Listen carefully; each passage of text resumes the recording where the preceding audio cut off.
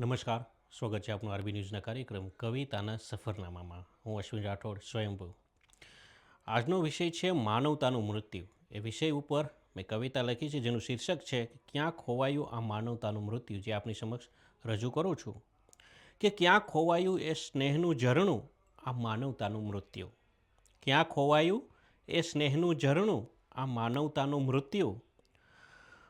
ક્યાં ઓસરી ગયું એ લાગણીનું ઝરણું આ માનવતાનું મૃત્યુ.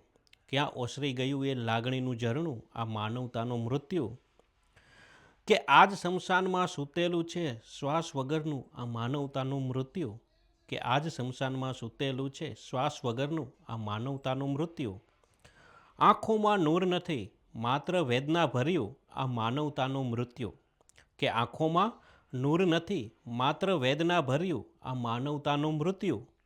કે મૃત્યુ છે દૂરનું ઠેકાણું અંગારાથી ઠર્યું હર્યું ભર્યું આ માનવતાનું મૃત્યુ. કે મૃત્યુ છે દૂરનું ઠેકાણું અંગારાથી ઠર્યું હર્યું ભર્યું આ માનવતાનું મૃત્યુ. એક દાડો બે દાડા ગયા બધા દાડા.